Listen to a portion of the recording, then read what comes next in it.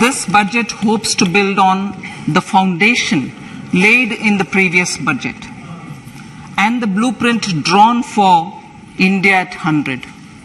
We envision a prosperous and inclusive India in which the fruits of development will reach all sections and citizens, especially our youth, women, farmers, OBCs, scheduled castes and scheduled tribes. In the 75th year of our independence, the world has recognized the Indian economy as a bright star. Our current year's economic growth is estimated to be at 7%. It is notable that this is the highest among all the major economies. This is in spite of the massive slowdown globally caused by COVID-19 and the war. The Indian economy is therefore on the right track, and despite a time of challenges, heading towards a bright future. Today, as Indians stand with their head held high and the world appreciates India's achievements and successes, we are sure that elders who had fought for India's independence will, with joy, bless us in our endeavors going forward as well. Our focus on wide-ranging reforms and sound policies implemented through Sabka Prayas, resulting in Jan Bhagidari and targeted support to those in need, helped us perform well in trying times. India's rising global profile is because of the several accomplishments. Unique world-class digital public infrastructure, example, Aadhaar, CoWIN and UPI. COVID vaccination drive in unparalleled scale and speed. Proactive role in frontier areas such as achieving the climate-related goals, Mission Life and National Hydrogen Mission. During the COVID-19 pandemic, we ensured that no one goes to bed hungry with a scheme to supply free food grains to over 80 crore persons for 28 months. Continuing our commitment to ensure food and nutritional security, we are implementing from 1st January 2023 a scheme to supply free food grain to all Antyodaya and priority households for the next 1 year. Under PM Garib Kalyan Anna Yojana, the entire expenditure of about 2 lakh crore will be borne by the central government. In these times of global challenges, the G20 presidency gives us a unique opportunity to strengthen India's role in the world economic order. With the theme of Vasudhaiva Kutumbakam, we are steering an ambitious people-centric agenda to address global challenges and to facilitate sustainable economic development. The government's efforts since 2014 have ensured for all citizens a better quality of life and life of dignity. The per capita income has more than doubled to 1.97 lakh rupees. In these 9 years, the Indian economy has increased in size from being 10th to 5th largest in the world. We have significantly improved our position as well as a well-governed and innovative country with a conducive environment for business as reflected in several global indices. We have made a significant progress in many sustainable development goals. The economy has become a lot more formalized as reflected in the EPFO membership, more than doubling to 27 crore and rupees 7,400 crore digital payments of 126 lakh crore rupees through UPI in 2022. The efficient implementation of many schemes with universalization of targeted benefits has resulted in inclusive development. Some of the schemes are 11.7 crore household toilets under Swachh Bharat mission, which is achieved, 9.6 crore LPG connections under Ujjwala, 220 crore COVID vaccination of 102 crore persons, 47.8 crore PM Jan Dhan bank accounts, insurance cover for 44.6 crore persons under PM Suraksha Bima and PM Jeevan Jyoti Yojana, and cash transfer of 2.2 lakh crores of rupees to 11.4 crore to over 11.4 crore farmers under PM Kisan Samman Nidhi. Our vision for the Amrit Kal includes technology-driven and knowledge-based economy with strong public finances and a robust financial sector. To achieve this, Jan Bhagidari through Sabka Saath Sabka Prayas is essential. The economic agenda for achieving this vision focuses on three things. First, facilitating ample opportunities for citizens, especially the youth, to fulfill their aspirations. Second, providing strong impetus to growth and job creation.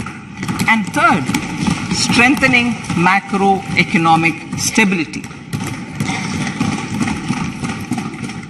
To service these focus areas in our journey to India at 100, we believe that the following four opportunities can be transformative during Amrit Kal. Economic empowerment of women. Deen Dayal Antyodaya Yojana National Rural Livelihood Mission has achieved remarkable success by mobilizing rural women into 81 lakh self-help groups. We will enable these groups to reach the next stage of economic empowerment through formation of large producer enterprises or collectives, with each having several thousand members and managed professionally. They will be helped with raw materials supply and for better design, quality, branding and marketing of their products. Through supporting these policies, they will be enabled to scale up their operations to serve the large consumer markets, as has been the case with the several startups growing into unicorns. PM Vishwakarma Kaushal Samman, PM Vikas. For centuries, traditional artisans and craftspeople who work with their hands using tools have brought renown for India. They are generally referred to as Vishwakarma. The art and the handicraft created by them represents the true spirit of Atmanirbhar Bharat. For the first time, a package of assistance for them has been conceptualized. The new scheme will enable them to improve the quality, scale, and reach of their products, integrating them with the MSME value chain. The components of this scheme will include not only financial support, but also access to advanced skill training, knowledge of modern digital techniques, and efficient green technologies, brand promotion, linkage with local and global markets, digital payments, and social security. This will greatly benefit the scheduled castes, scheduled tribes, OBCs, women, and people belonging to the weaker sections. Tourism. The country offers immense attraction for domestic as well as foreign tourists. There is a large potential to be tapped in tourism. The sector holds huge opportunities for jobs and entrepreneurship for youth in particular. Promotion of tourism will be taken up on mission mode with active participation of states, convergence of government programs, and public-private partnerships. Green growth. We are implementing many programs for green fuel, green energy, green farming, green mobility, green buildings, and green equipment, and policies for efficient use of energy across various economic sectors. These green growth efforts help in reducing carbon intensity of the economy and provides for large-scale green job opportunities.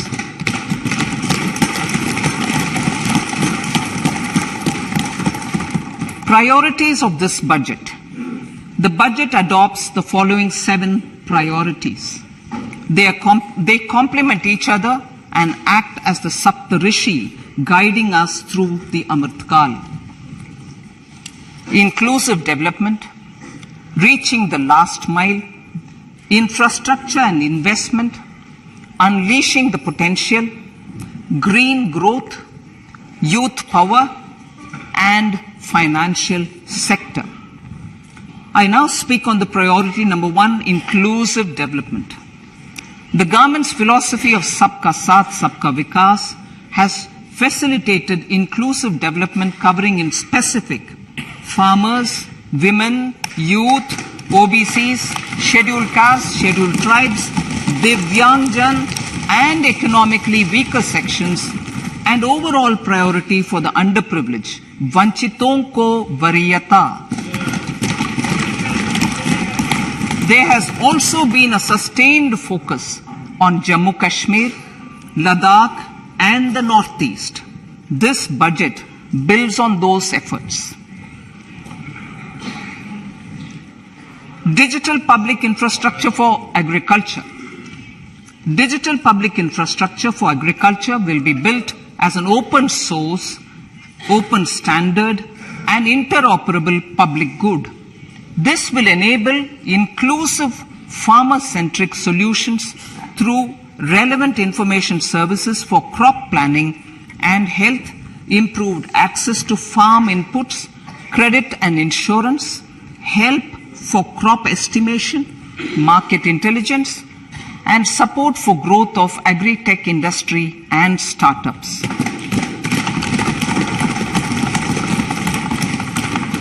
An agriculture accelerator fund. An agriculture accelerator fund will be set up to encourage agri-startups by young entrepreneurs in rural areas. The fund will aim at bringing innovative and affordable solutions for challenges faced by farmers. It will also bring in modern technologies to transform agricultural practices, increase productivity and profitability. To enhance the productivity of extra long staple cotton, we will adopt a cluster-based and value chain approach through public-private partnerships. This will mean collaboration between farmers, state and industry for input supplies, extension services and market linkages.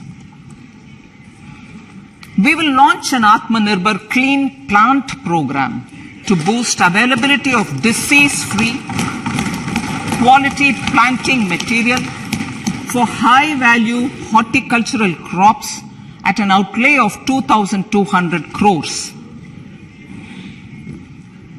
Global hub for millets, which are Sri Anna.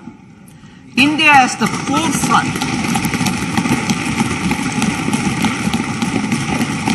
India is at the forefront of popularizing millets, whose consumption furthers nutrition, food security, and welfare of farmers, said the Honorable Prime Minister. We are the largest producer and second largest exporter of Sri Anna in the world. We grow several types of Sri Anna, such as Sri Anna Jowar, Sri Anna Ragi, Sri Anna Bajra, Sri Anna Kutu, Ramdana, Kangni, Kutni, Kutki, Kodo, China, and Sama. These have a number of health benefits and have been an integral part of our food for centuries. I acknowledge with pride the huge service done by small farmers in contributing to the health of fellow citizens by growing these Sri Anna. Now, to make India a global hub for Sri Anna, the Indian Institute of Millet Research, ideally Indian Institute of the Sri Anna Research, Hyderabad, will be supported as the center of excellence for sharing best practices, research, and technologies at the international level. The agricultural credit target will be increased to 20 lakh crores with focus on animal husbandry, dairy, and fisheries. We will launch a new sub-scheme of PM Matsya Sampada Yojana, which is an existing scheme, but we launch a new sub-scheme with targeted investment of 6,000 crores to further enable activities of fishermen, fish vendors, and micro and small entrepreneurs, improve value chain efficiencies, and expand the market. For farmers, especially small and marginal farmers and other marginalized sections, the government is promoting cooperative-based economic development model. A new Ministry of Cooperation was formed with a mandate to realize the vision of Sahakar Se Samriddhi. To realize this vision, the government has already initiated computerization of 63,000 primary agricultural credit societies with an investment of 2,516 crores. In consultation with all the stakeholders and the states, model bylaws for PACS were formulated, enabling them to become multi-purpose PACS. A national cooperative database is being prepared for countrywide mapping of cooperative societies. With this backdrop, we will implement a plan to set up massive decentralized storage capacity.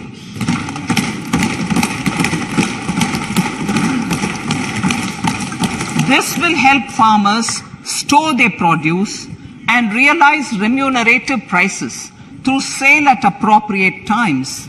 The government will also facilitate setting up of a large number of multi-purpose cooperative societies, primary fisheries societies, and dairy cooperative societies in uncovered panchayat and villages in the next 5 years.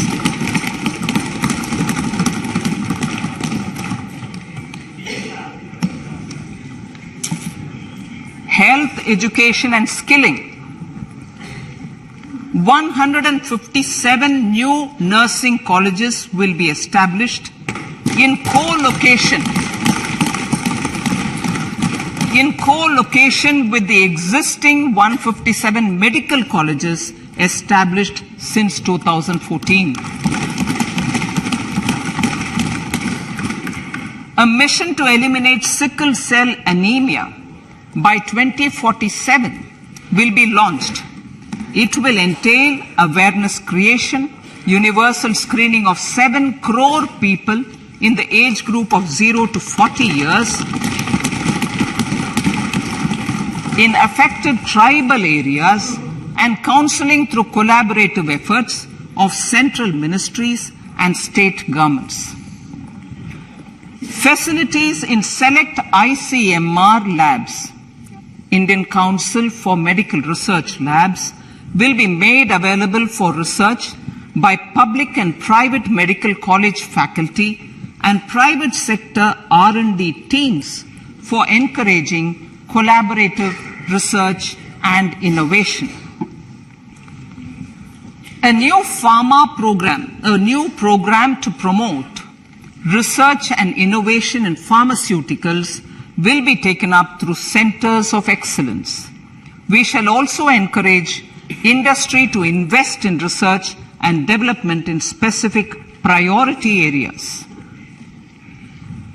Dedicated multidisciplinary courses for medical devices will be supported in existing institutions to ensure availability of skilled manpower for futuristic medical technologies, high-end manufacturing and research. Teachers training. Teachers training will be re-envisioned through innovative pedagogy, curriculum transaction, continuous professional development, dipstick surveys, and ICT implementation. The District Institute of Education and Training will be developed as vibrant institutes of excellence for this purpose.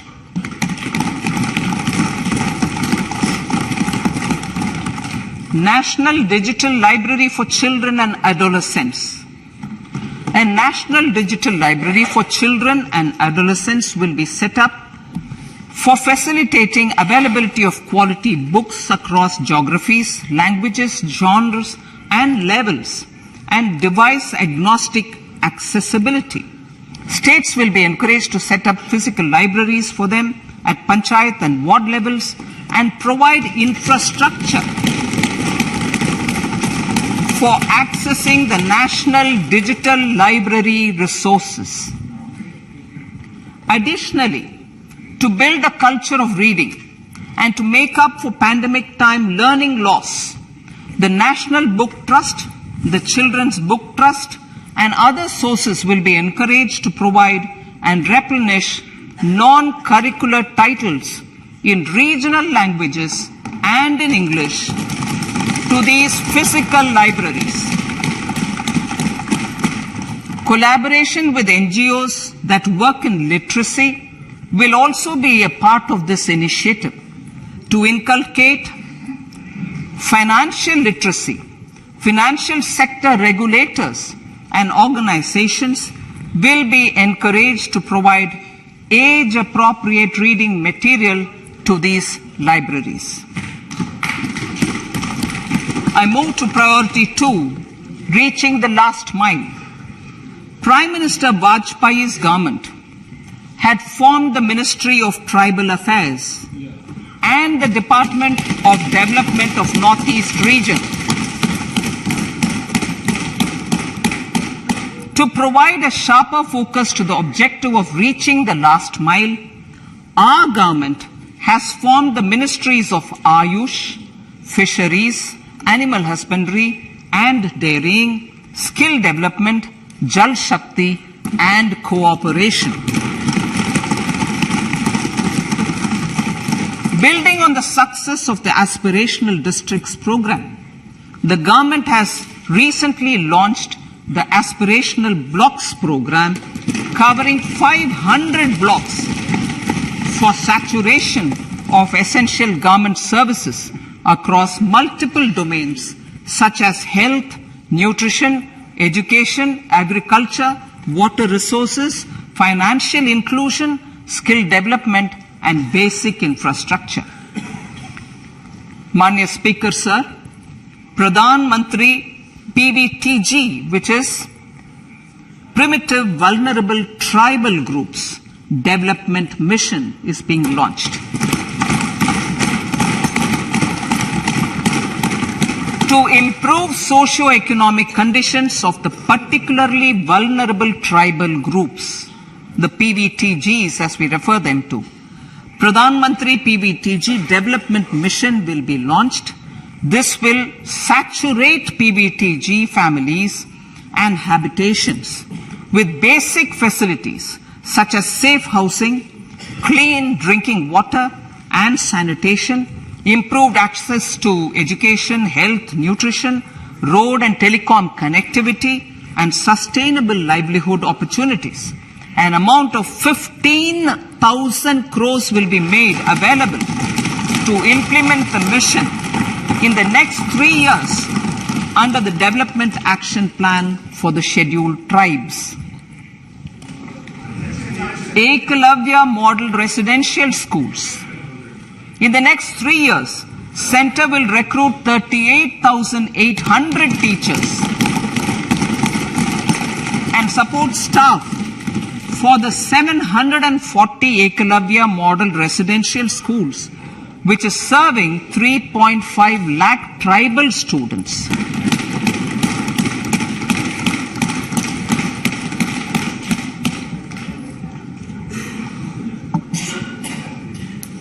In the drought-prone central regions of Karnataka, central assistance of 5,300 crore will be given to Upper Bhadra project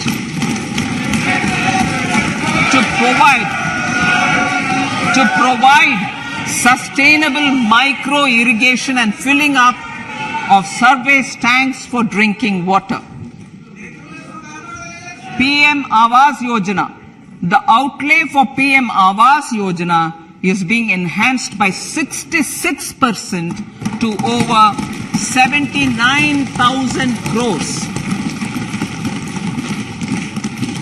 Bharat Shared Repository of Inscriptions will be set up in a digital epigraphy museum with digitization of 1 lakh ancient inscriptions in the first stage.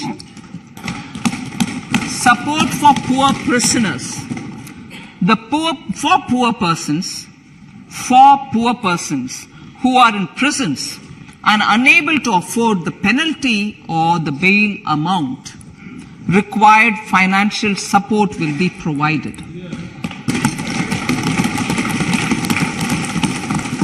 Priority number 3, infrastructure and investment. Investments in infrastructure and productive capacity have a large multiplier impact on growth and employment. After the subdued period of the pandemic, private investments are growing again. The budget takes the lead once again to ramp up the virtuous cycle of investment and job creation. Honorable Speaker, sir, the capital investment outlay is being increased steeply for the 3rd year in a row by 33% to 10 lakh crores, which would be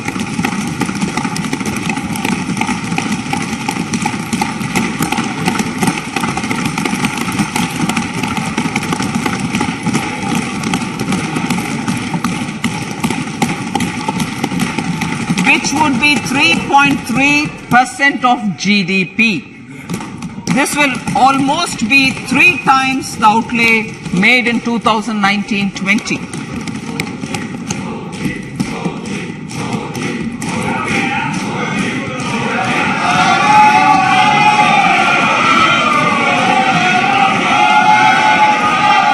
This substantial increase in recent years is central to the government's efforts to enhance growth potential and job creation, crowd in private investments, and provide a cushion against global headwinds. The direct capital investment by the center is complemented by the provision made for creation of capital assets through grants and aids to state. The effective capital expenditure of the center is budgeted at 13.7 lakh crore rupees, which will be 4.5% of GDP. Support to state governments for capital investment. I have decided to continue the 50-year interest-free loan to state governments for 1 more year to spur investment in infrastructure and to incentivize them for complementary policies actions with a significantly enhanced outlay of 1.3 lakh crores.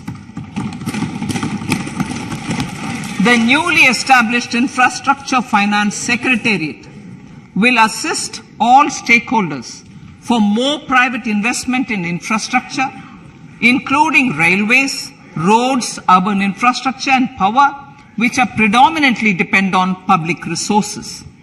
The harmonized master list of infrastructure will be reviewed by an expert committee for recommending the classification and financing framework suitable for Amartkal.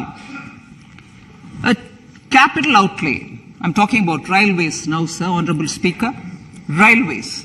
A capital outlay of 2.40 lakh crores has been provided for the railways. This is the highest ever outlay this highest ever outlay is about 9 times the outlay made in 2013-14. 100 critical transport infrastructure projects for last and first mile connectivity for ports, coal, steel, fertilizer and food grain sectors have been identified. They will be taken up on priority with investment of 75,000 crores, including 15,000 crore from private sources. 50 additional airports, heliports, water aerodromes, and advanced landing grounds will be revived for improving regional air connectivity.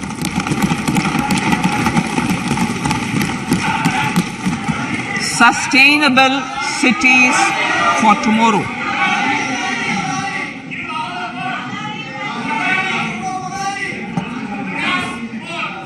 States and cities will be encouraged to undertake urban planning reforms and actions to transform our cities into sustainable cities of tomorrow.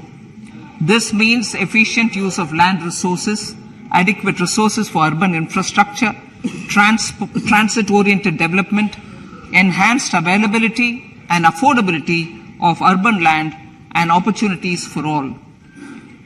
Through property tax governance reforms and ring-fencing user charges on urban infrastructure, cities will be incentivized to improve their creditworthiness for municipal bonds. Like the RIDF, an urban infrastructure development fund will be established through use of priority sector lending shortfall. This will be managed by the National Housing Bank and will be used by public agencies to create urban infrastructure in Tier 2 and Tier 3 cities. States will be encouraged to leverage resources from the grants of the 15th Finance Commission as well as existing schemes to adopt appropriate user charges while accessing the UIDF. We expect to make available 10,000 crore rupees per annum for this purpose. All cities and towns will be enabled for 100% mechanical desludging of septic tanks and sewers to transition from manhole to machine hole mode.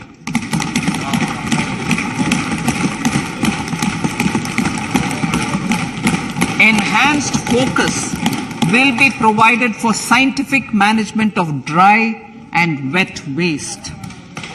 Honorable Speaker, sir, our Prime Minister had said, good governance is the key to a nation's progress. Our government is committed to providing a transparent and accountable administration which works for the betterment and welfare of common citizens. Mission Karma Yogi. Under Mission Karma Yogi, Centre, states and the Union territories are making and implementing capacity building plans for civil servants.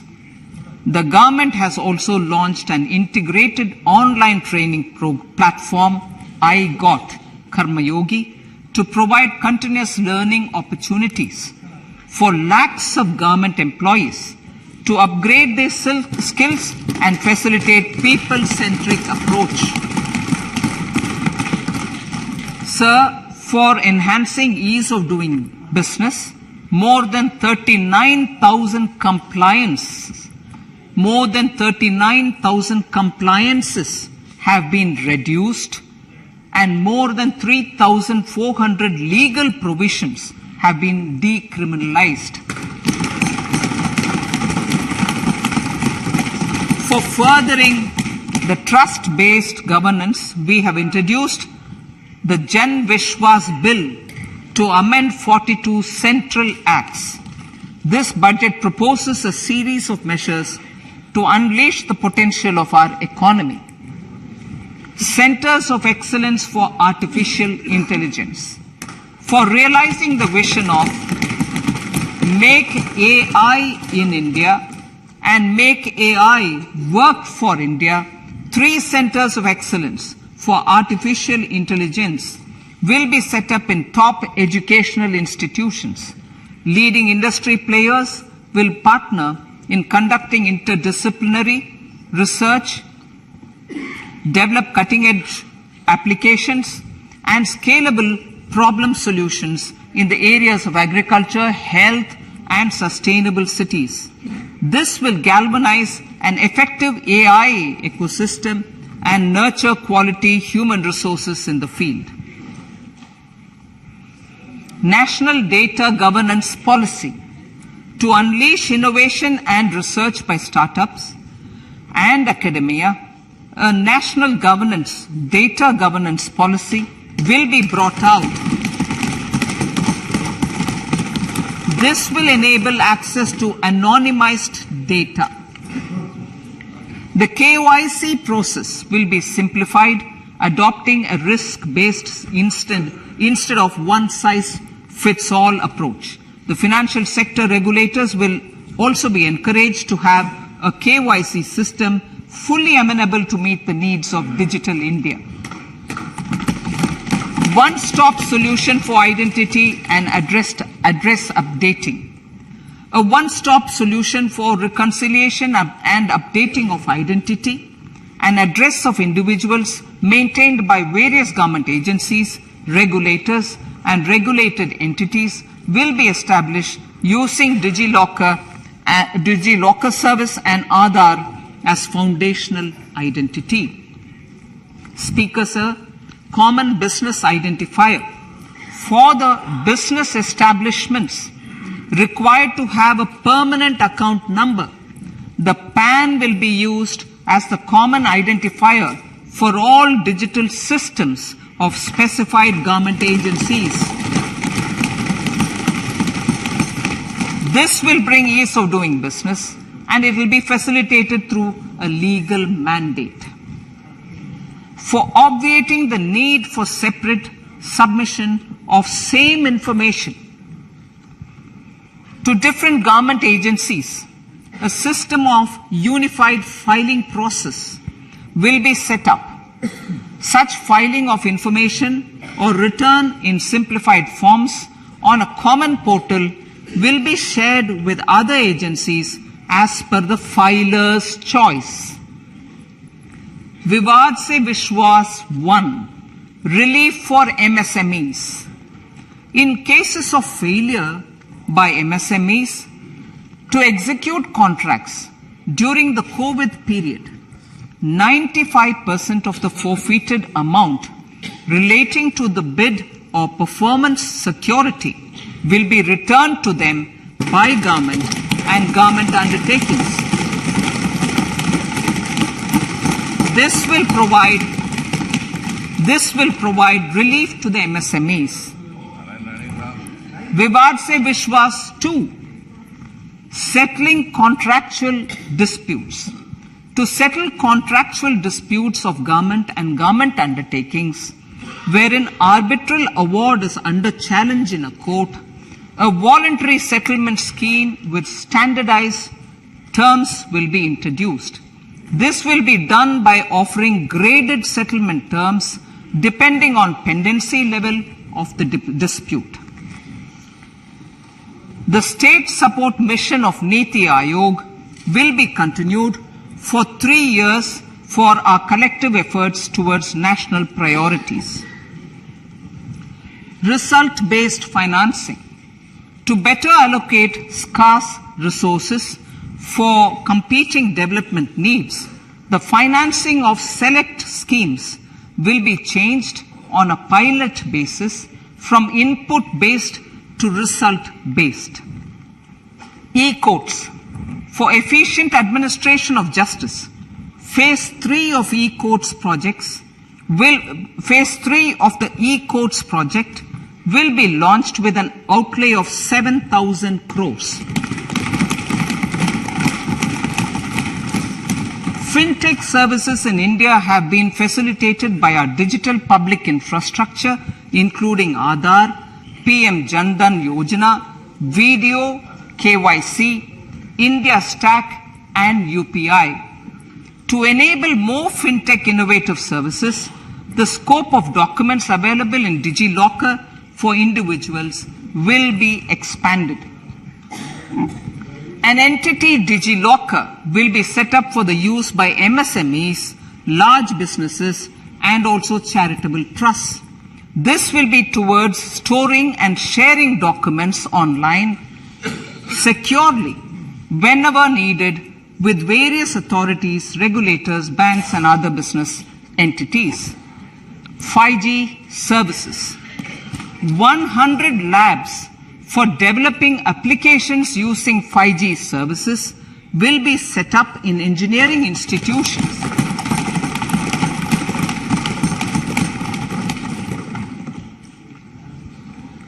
To realize a new range of opportunities, business models, and employment potential, the labs will cover, among others, applications such as smart classrooms, precision farming, intelligent transport systems, and healthcare applications.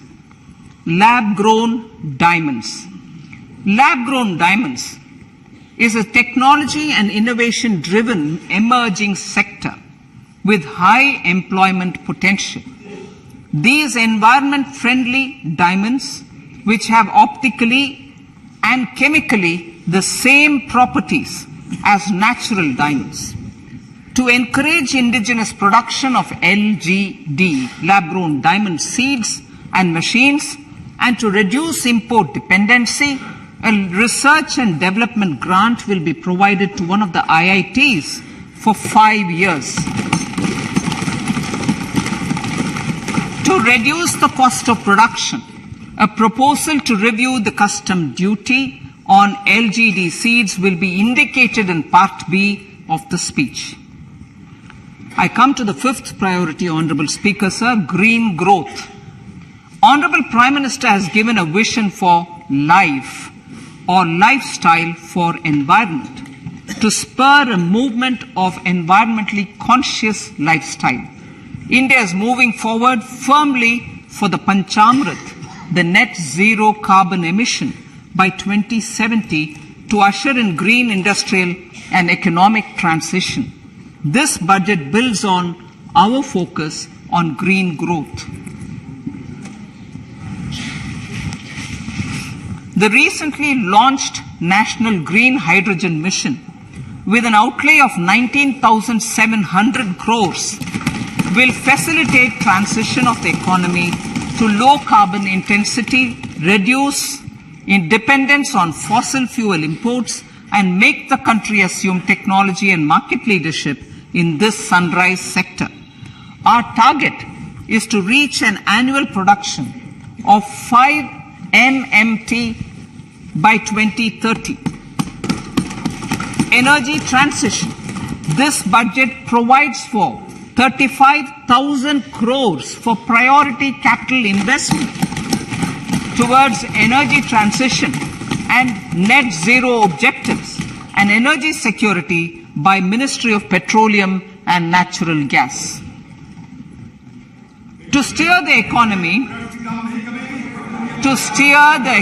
on sustainable development path, battery energy storage systems with capacity of 4,000 MWH will be supported with viability gap funding.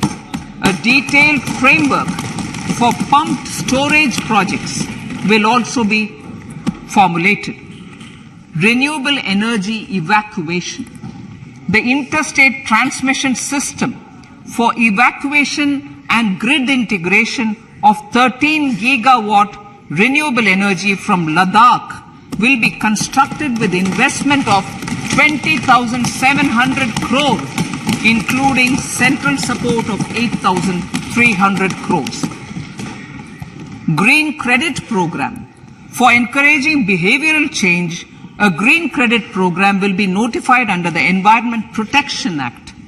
This will incentivize environmentally sustainable and responsive actions by companies, individuals, and local bodies, and help mobilize additional resources for such activities.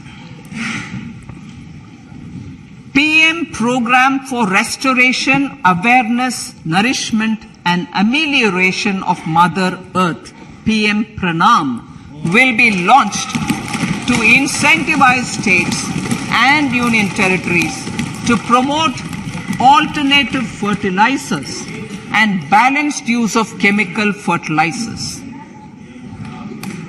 Go Bardhan Scheme.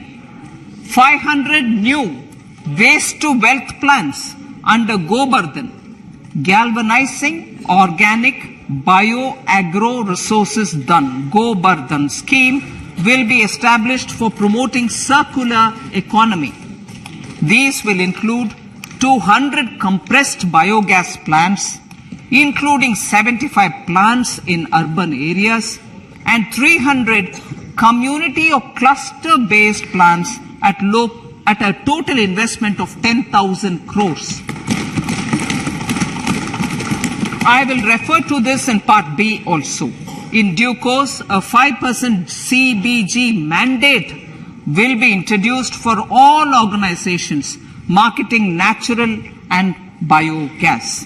For collection of biomass and distribution of biomanure, appropriate fiscal support will also be provided. Bharatiya Prakritik Kheti Bio Input Resource Centers. Over the next 3 years, we will facilitate 1 crore farmers to adopt natural farming.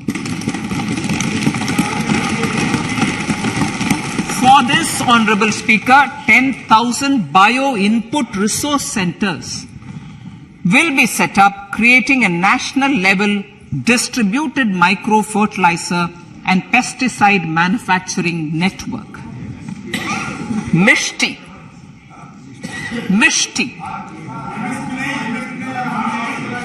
Building on India's success in afforestation, mangrove initiative for shoreline habitats and tangible incomes, Mishti, will be taken up for mangrove plantation along the coastline and on salt pan lands wherever feasible through convergence between Manrega, Campa, Fund and other sources. Amrit Dharohar. Wetlands are vital ecosystems which sustain biological diversity. In his latest Man Ki Baat, the Prime Minister said, now, I quote, now the total number of Ramsar sites in our country has increased to 75, whereas before 2014, there were only 26, unquote. Local communities have always been at the forefront of conservation efforts. The government will promote their unique conservation values through Amrit Dharohar, a scheme that will be implemented over the next 3 years to encourage optimal use of wetlands and enhance biodiversity, carbon stock, ecotourism opportunities, and income generation for local communities. Coastal shipping. Coastal shipping will be promoted as the energy efficient and lower cost mode of transport, both of passengers and freight, through PPP mode with viability gap funding. Vehicle replacement. Vehicle replacement is an important continuing policy, replacing the old political,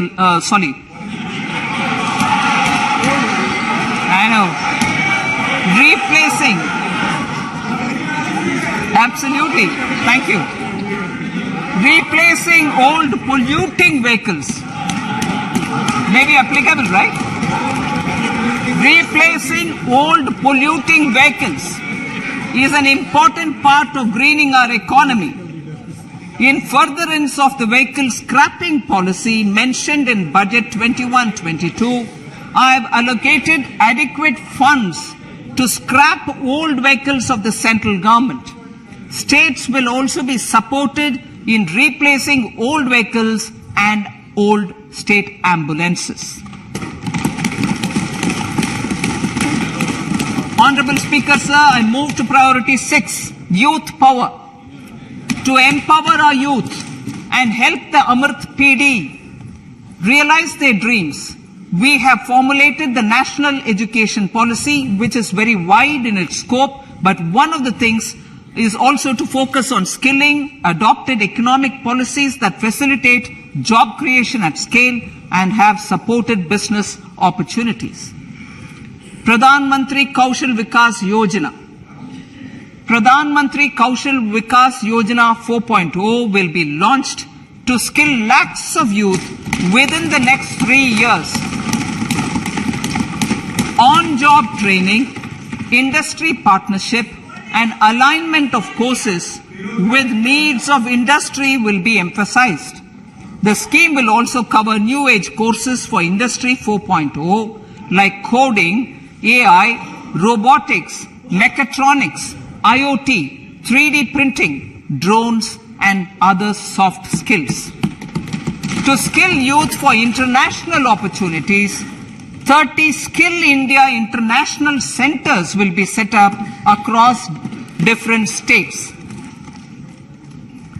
The digital ecosystem for skilling will be further expanded with the launch of a unified Skill India digital platform for enabling demand-based formal skilling, linking with employers including MSMEs, and facilitating access to entrepreneurship schemes. To provide stipend support to 47 lakh youths in 3 years, direct benefit transfer under a pan-India national apprenticeship promotion scheme will be rolled out. Tourism. Honorable Speaker, sir, with an integrated and innovative approach, at least 50 destinations will be selected through challenge mode. In addition to aspects such as physical connectivity, virtual connectivity, tourist guides, high standards for food streets, and tourist security, all the relevant aspects would be made available on an app to enhance tourist experience. Every destination would be developed as a complete package. The focus of development of tourism would be on domestic as well as foreign tourists.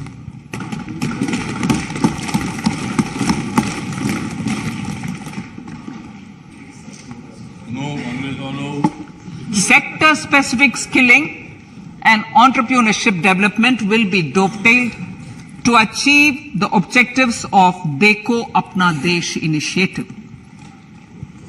This was launched as an appeal by the Honorable Prime Minister to the middle class to prefer domestic tourism over international tourism. The integrated development of theme-based tourist circuits, the Swadesh Darshan scheme, was also launched. Under the Vibrant Villages program, tourism infrastructure and amenities will be facilitated in border villages. Unity Mall.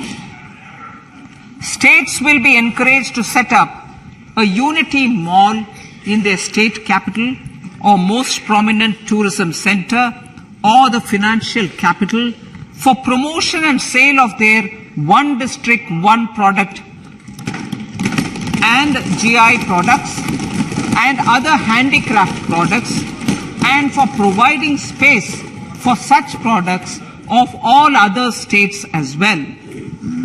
Sir, priority number 7, financial sector. Our reforms in the financial sector and innovative use of technology have led to financial inclusion at scale, better and faster service delivery, ease of access to credit, and participation in financial markets. This budget proposes to further these measures.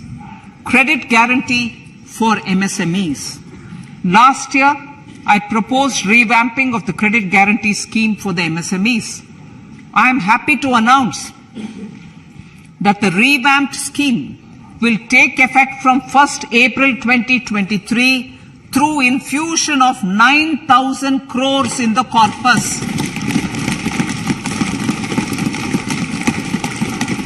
This will enable additional collateral-free guaranteed credit of 2 lakh crores of rupees. Further, the cost of credit will be reduced by about 1%. A National Financial Information Registry will be set up to serve as the central repository of financial and ancillary information. This will facilitate efficient flow of credit, promote financial inclusion, and foster financial stability. A new legislative framework will govern this credit public infrastructure and will be designed in consultation with the RBI. To meet the needs of Amrit Kal and to facilitate optimum regulation in the financial sector, public consultation, as necessary and feasible, will be brought to the process of regulation making and issuing subsidiary directions. To simplify, to ease, and to reduce cost of compliance, financial sector regulators will be requested to carry out a comprehensive review of existing regulations. For this, they will consider suggestions from public and regulated entities. Time limits to decide the application under various regulations will also be laid down. Honorable Speaker, sir, to enhance business activities in GIFT IFSC, the following measures will be taken. Delegating powers under the SEZ Act to the IFSCA to avoid dual regulation. Setting up a single window IT system for registration and approval of IFSCA, SEZ authorities, GSTN, RBI, SEBI, and IRDAI. Permitting acquisition financing by IFSC banking units of foreign banks. Establishing a subsidiary of Exim Bank for trade refinancing. Amending IFSCA Act for statutory provisions for arbitration, ancillary services, and avoiding dual regulation under the SEZ Act, and recognizing offshore derivative instruments as valid contracts. Honorable Speaker, sir, data embassy. For countries looking for digital continuity solutions, we will facilitate setting up of their data embassies in GIFT IFSC.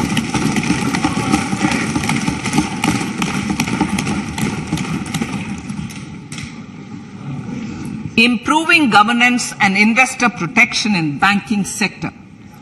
To improve bank governance and enhance investors' protection, certain amendments to the Banking Regulation Act, the Banking Companies Act, and the Reserve Bank of India Act are being proposed. Capacity building in securities market. Honorable Speaker, sir, to build capacity of functionaries and professionals in the securities market, SEBI will be empowered to develop, regulate, maintain, and enforce norms and standards for education in the National Institute of Securities Markets and to recognize award of degrees, diplomas, and certificates. A central processing center will be set up for faster response to companies through centralized handling of various forms filed with field officers under the Companies Act. Reclaiming of shares and dividends. For investors to reclaim unclaimed shares and unpaid dividends from the Investor Education and Protection Fund Authority with ease, from the Investor Education and Protection Fund Authority with ease, an integrated IT portal will be established. Digital payments continue to find wide acceptance. In 2022, they show an increase of 76% in transactions and 91% in value. Fiscal support for this digital public infrastructure will continue in 2023-2024. आजादी का अमृत महोत्सव, महिला सम्मान बचत पत्र. For commemorating Azadi Ka Amrit Mahotsav, a one-time new small savings scheme, Mahila Samman Savings Patra or Savings Certificate, Mahila Samman Savings Certificate will be made available for a 2-year period up to March 2025. This will offer deposit facility up to 2 lakh in the name of a woman or girls for a tenure of 2 years at fixed interest rate of 7.5% with partial withdrawal option. Senior citizens. The maximum deposit limit for senior citizens savings scheme will be enhanced from 15 lakh to 30 lakhs of rupees. The maximum deposit limit for monthly income account scheme will be enhanced from 4.5 lakh to 9 lakh for single account and from 9 lakh to 15 lakh for joint account.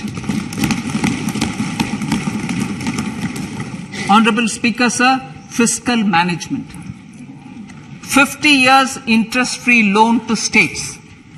The entire 50-year loan to states has to be spent on capital expenditure within 2023-24. Most of this will be at the discretion of the states, but a part will be conditional on states increasing their actual capital expenditure. Parts of the outlay will also be linked to or allocated for the following purposes: scrapping old government vehicles, urban planning reforms and actions, financing reforms in urban local bodies to make them credit-worthy for municipal bonds, housing for police personnel above or as part of the police station, constructing unity malls, children and adolescent libraries and digital infrastructure, and state share of capital expenditure of central schemes. Honorable Speaker, sir, fiscal deficit of states. States will be allowed a fiscal deficit of 3.5% of GSDP, of which 0.5% will be tied to power sector reforms. Revised estimates 2022 to 2023. The revised estimate, Honorable Speaker, sir, of the total receipts other than borrowing is 24.3 lakh crores, of which the net tax receipts are 20.9 lakh crores. The revised estimate of the total expenditure is 41.9 lakh crores of rupees, of which the capital expenditure is about 7.3 lakh crores. The revised estimate of the fiscal deficit is 6.4% of GDP, adhering to the budget estimate. So budget estimates of 2023-24. Coming to 2023-24, the total receipts other than borrowings and the total expenditure are estimated at 27.2 lakh crores and 45 lakh crores respectively. The net tax receipts are estimated at 23.3 lakh crores. The fiscal deficit is estimated to be 5.9% of the GDP. In my budget speech for 21-22, I had announced that we plan to continue the path of fiscal consolidation, reaching a fiscal deficit of below 4.5% by 2025-26 with a fairly steady decline over the period. We have adhered to this path, and I reiterate my intention to bring the fiscal deficit below 4.5% of GDP by 2025-26. To finance the fiscal deficit in 2023-24, the net market borrowings from dated securities are estimated at 11.8 lakh crores. The balance financing is expected to come from small savings and other sources. The gross market borrowings are estimated at 15.43 lakh crores of rupees. Honorable Speaker, sir, I now move to Part B.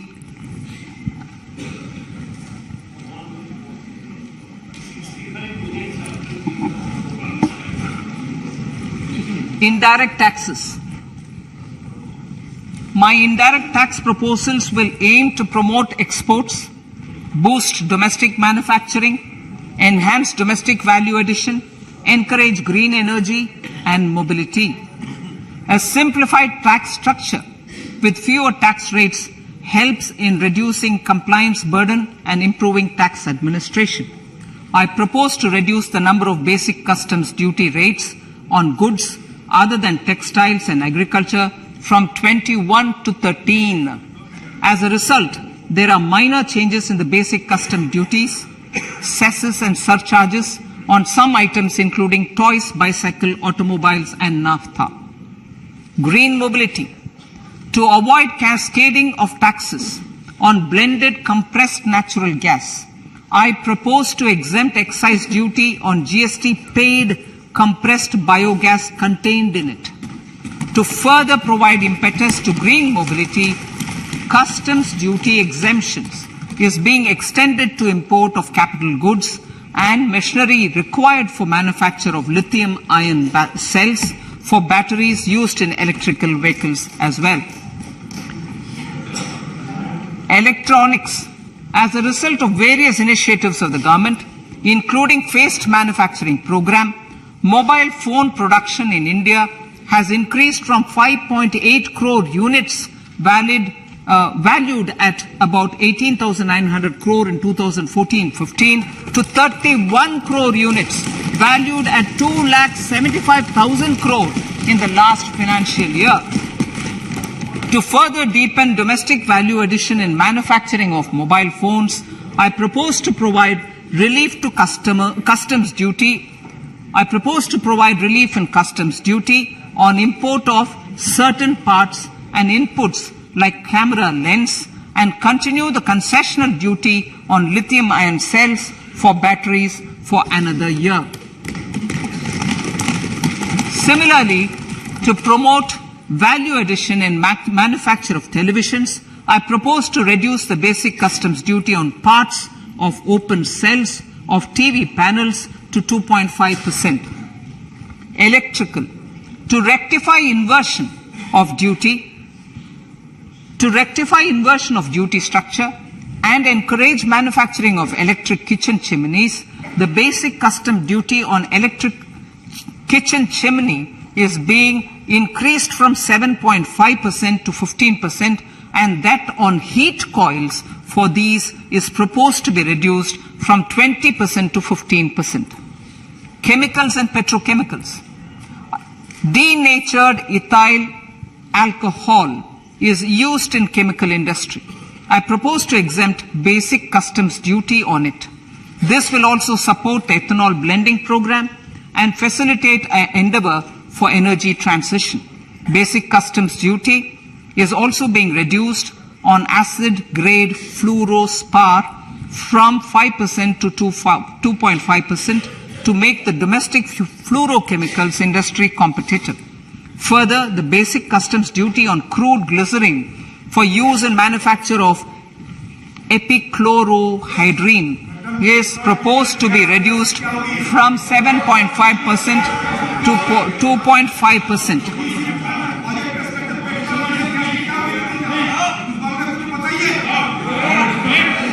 Marine products. In the last financial year, Marine products recorded the highest export growth, benefiting farmers in the coastal states of the country. To further enhance the export competitiveness of marine products, particularly shrimps, duty is being reduced on key inputs for domestic manufacture of shrimp feed. India is a global leader, as I said in Part A, in cutting and polishing of natural diamonds, contributing about 3/4 of the global turnover by value. With the depletion of deposits of natural diamonds, the industry is moving towards lab-grown diamonds, and it holds huge promise. To seize this opportunity, I propose to reduce the basic customs duty on seeds used in their manufacture. Custom duties on door or doré and bars of gold and platinum were increased earlier this fiscal. I propose to increase the duties on articles made therefrom to enhance the duty differential. I also propose to increase the import duty on silver doors, bars and articles to align them with that on gold and platinum. To facilitate availability of raw materials for the steel sector, exemptions from basic custom duty on raw materials for manufacture of CRGO steel, ferrous scrap and nickel cathode is being continued. Similarly, the concessional BCD of 2.5% on copper scrap is also being continued to ensure the availability of raw materials for secondary copper producers who are mainly in the MSME sectors. Compounded rubber. The basic custom duty rate on compounded rubber is being increased from 10% to 25% or 30 kg, whichever is lower, at par with that of natural rubber other than latex, to curb circumvention of duty. Cigarettes. National calamity contingent duty on specified cigarettes was last revised 3 years ago. This is proposed to be revised upwards by about 16%. Direct taxes. I now come to my direct tax proposals. Honorable Speaker, these proposals aim to maintain continuity and stability of taxation, further simplify and rationalize various provisions to reduce the compliance burden, promote the entrepreneurial spirit, and provide tax relief to citizens. It has been constant endeavor of the Income Tax Department to improve taxpayer services by making compliance easy and smooth. Our taxpayers portal received a maximum of 72 lakh returns in a day, processed more than 6.5 crore returns this year. Average processing period reduced from 93 days in financial year 13-14 to 16 days only now. And 45% of the returns were processed within 24 hours. We intend to further improve this, roll out the next generation common IT return form for taxpayer convenience, and also plan to strengthen the grievance redressal mechanism. MSMEs and professionals. MSMEs are growth engines of our economy. Micro enterprises with turnover up to 2 crore of rupees and certain professionals with turnover of up to 50 lakh rupees can avail the benefit of presumptive taxation. I propose to provide enhanced limits of 3 crore and 75 lakh respectively to the taxpayers whose cash receipts are no more than 5%. Whose cash receipts are no more than 5%. Moreover, to support MSMEs in timely receipt of payments, I propose to allow deduction for expenditure incurred on payments made to them only when payment is actually made. Cooperation. Cooperation is a value to be cherished. In realizing our Prime Minister's goal for Sehkar Se Samriddhi and his resolve to connect the spirit of cooperation with the spirit of Amrit Kal, in addition to the measures proposed in Part A, I have a slew of proposals for the cooperation sector. First, new cooperatives that commence manufacturing activities till 2024, 31st March, shall get the benefit of a lower tax rate of 15%, as is presently available to new manufacturing companies. Secondly, I propose to provide an opportunity to sugar cooperatives to claim payments made to sugarcane farmers for the period prior to the assessment year 2016-17 as expenditure. This is expected to provide them a relief of almost 10,000 crores.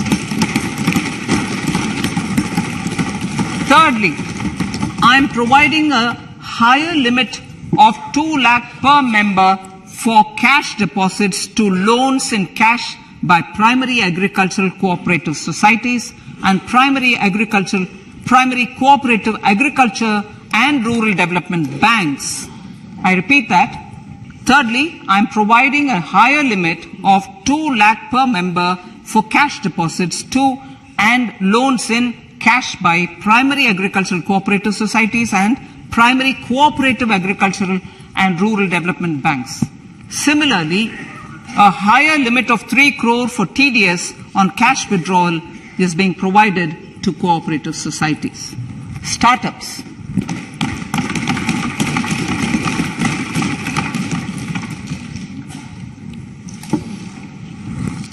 Entrepreneurship is vital for a country's economic development. We have taken a number of measures for startups and they have borne results. India is now the third largest ecosystem for startups globally and ranks second in innovation quality among middle-income countries. I propose to extend the date of incorporation for income tax benefits to startups from 31/3/2023 to 31/3/2024. I further propose to provide the benefit of carry forward of losses on change of shareholding of startups from 7 years of incorporation to 10 years.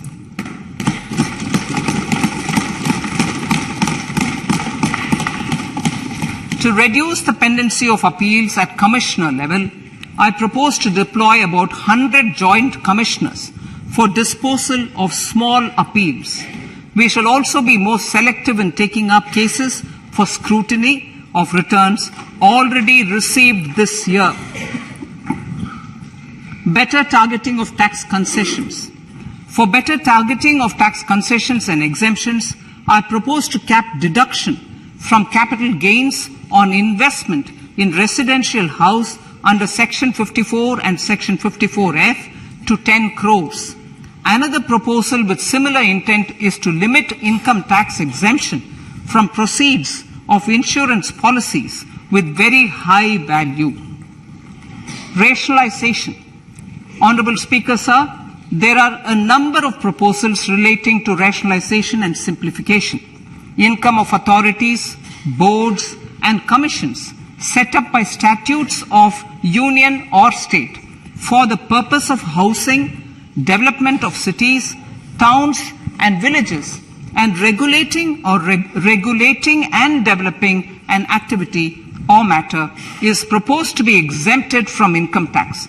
Other major measures in this direction are removing the minimum threshold of 10,000 for TDS and clarifying taxability relating to online gaming, not treating conversion of gold into electronic gold receipts and vice versa as capital gains, reducing the TDS rate from 30% to 20% on taxable portion of EPF withdrawals in non-PAN cases, and taxation on income for market-linked debentures.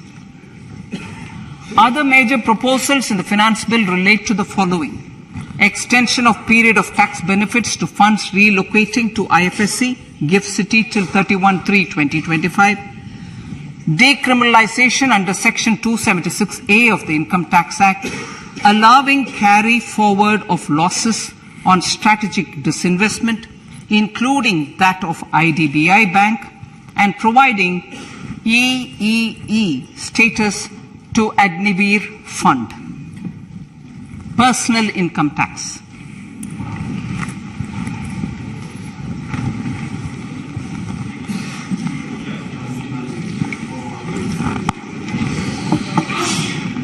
Now I come to what everyone is waiting for. Personal income tax. I have 5 major announcements to make in this regard. These primarily benefit our hard-working middle class. The first one concerns rebate.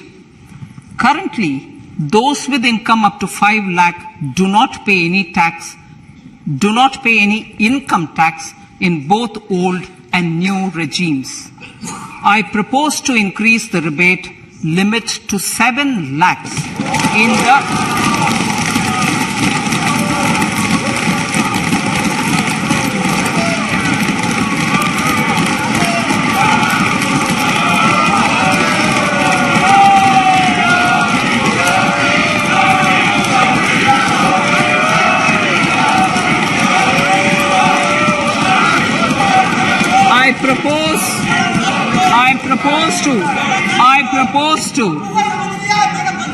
I propose to increase the rebate limit to 7 lakh in the new tax regime. Thus, persons in the new tax regime with income up to 7 lakhs will not have to pay any tax at all. The second proposal relates to middle class individuals. I had introduced in the year 2020 the new personal income tax regime with 6 income slabs starting from 2.5 lakh. I propose to change the tax structure in this regime by reducing the number of slabs to 5 and increasing the tax exemption limit to 3 lakhs. The new tax rates are 0 to 3 lakh, nil. 3 to 6 lakhs, 5%. 6 to 9 lakhs, 10%. 9 to 12 lakh, 15%. 12 to 15 lakhs, 20%. And above 15 lakhs, 30%. This will provide major relief to all taxpayers in the new regime. An individual with an annual income of 9 lakhs will be required to pay only 45,000 rupees. This is only 5% of his or her income. It is a reduction of 25% on what he or she is required to pay now. That is 60,000. So in the place of 60,000, it is now only 45,000. Similarly, an individual with an income of 15 lakh rupees would be required to pay only 1.5 lakh or 10% of his income or her income, a reduction of 20% from the existing liability of 1,87,500 rupees. My third proposal is for the salaried class and the pensioners, including family pensioners, for whom I propose to extend the benefit of standard deduction to the new tax regime. Each salaried person with an income of 15.5 lakh rupees or more will thus stand to benefit by 52,500 rupees. My fourth announcement in personal income tax is regarding the highest tax rate, which in our country is 42.74%. This is among the highest in the world. I propose to reduce the highest surcharge. Rate from 37% to 25% in the new tax regime.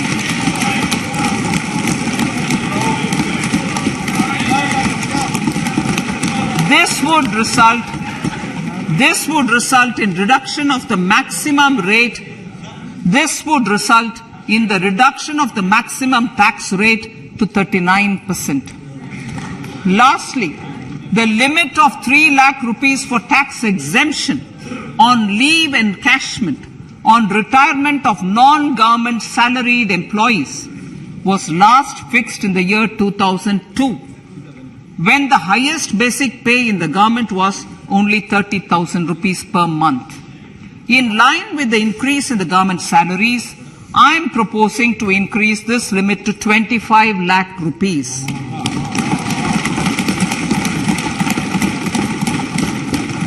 We are also making the new income tax regime as the default tax regime. However, citizens will continue to have the option to avail the benefit of the old tax regime. Apart from these, I am also making some other changes as given in the annexure. As a result of these proposals, revenue of about 38,000 crore to 37,000 crore in direct taxes and rupees 1,000 crore in indirect taxes will be foregone, while revenue of about 3,000 crore will be additionally mobilized. Thus, the total revenue foregone is about 35,000 crores annually. Honorable Speaker, sir, with these words, I commend the budget to this August House.